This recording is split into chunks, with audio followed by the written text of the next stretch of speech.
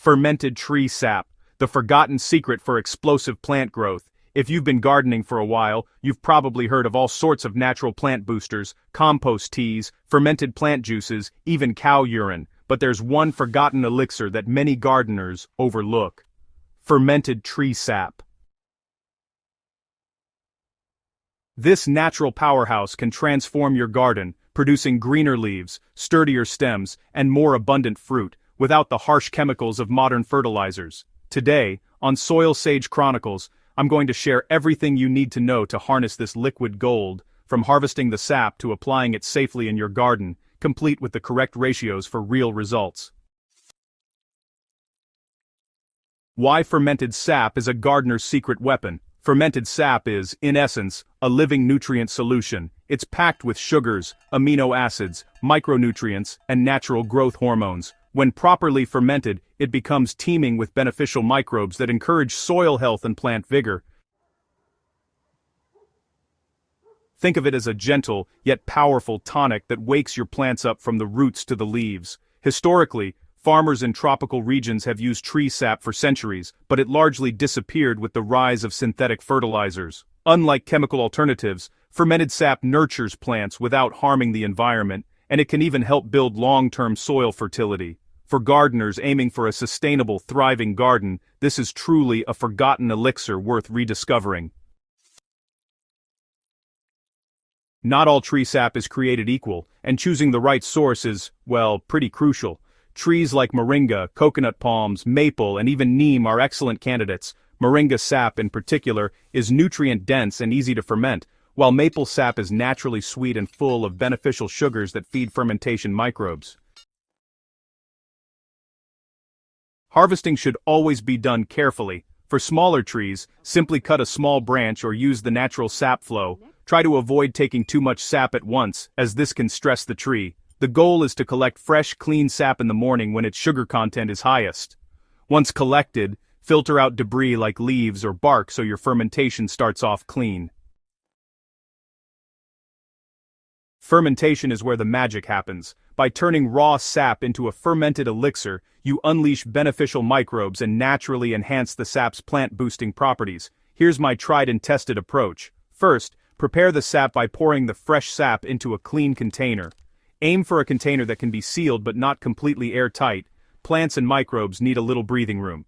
Next, add a sugar source. To kickstart fermentation, add 1 part molasses or raw sugar for every 10 parts sap. This feeds the microbes, ensuring a healthy fermentation process. Alright, so next up, fermenting. Cover the container loosely and leave it at room temperature for about 3 to 5 days. You'll notice bubbling and a slightly sweet, tangy smell. That's the microbes at work. Go ahead and give it a stir once a day to evenly distribute them. Now, to check for readiness, fermentation is complete when the sap smells pleasantly tangy, and those bubbles have slowed down. If it smells off or, rotten, just discard it. Your plants will thank you for starting fresh next time. At this stage, your fermented sap is ready to become a potent garden booster.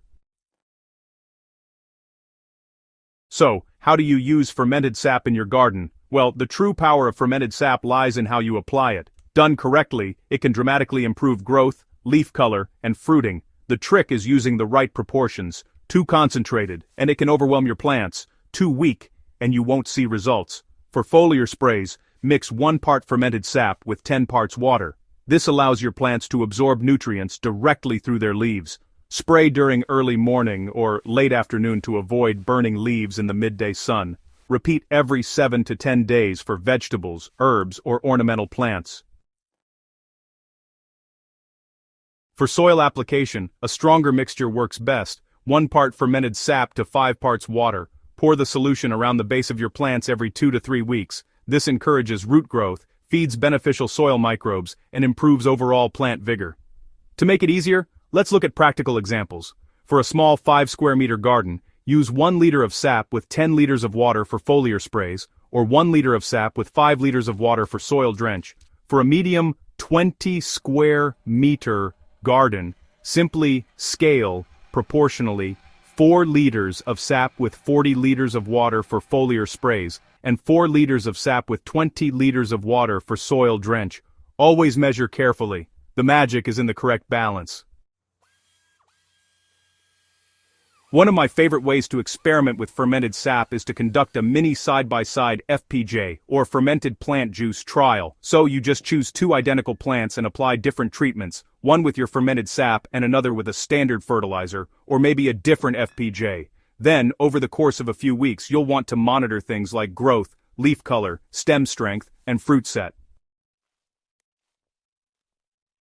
You'll often notice that plants treated with fermented sap are, well, greener, stronger, and just more resilient overall. Their leaves tend to be glossy, stems are more rigid, and fruits can show up earlier or in greater numbers. Personally, I love keeping a garden journal to track all these observations, and honestly, it really helps refine the correct ratio for each plant type.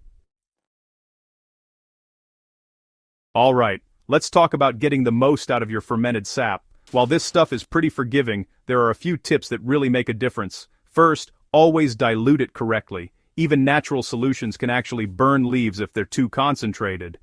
Next, be sure to use fresh, healthy sap. Old or spoiled sap just loses its punch. It's also important to avoid spraying during the direct midday sun.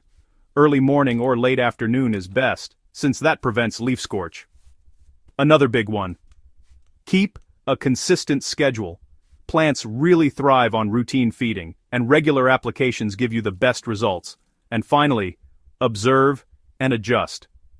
Every garden is unique, so keep an eye on your plants and tweak your dilution or frequency as needed. So, why does this elixir work so well? Well, fermented sap feeds both your plants and the soil itself. Your plants get immediate nutrients and growth hormones, while the soil gets a boost of microbial life that supports long-term fertility. Unlike chemical fertilizers, which can actually strip the soil over time, fermented sap helps create a living, breathing garden ecosystem. That's why it's so effective for everything from leafy greens to fruit trees. You know, fermented sap might have been forgotten by a lot of folks, but it's really time for gardeners to reclaim it. With the right harvesting methods, careful fermentation, and proper application ratios, it can become a cornerstone of a vibrant, resilient, and high-yield garden. Whether you're growing vegetables in a small backyard patch or managing a medium-sized garden, this elixir offers a natural, sustainable way to maximize growth and productivity. Gardening is as much about experimentation as it is about tradition, and fermented sap gives you the chance to blend both. Start small, observe carefully, and adjust your methods as you go. Before long, your plants will reward you with the lush, healthy growth that every gardener dreams of. If you found this guide helpful, don't forget to subscribe to Soil Sage Chronicles for more tips, tricks, and natural gardening solutions. And hey, share it with your fellow gardeners so more people can discover this forgotten elixir. Let's bring back these traditional practices and grow our gardens smarter, greener, and stronger.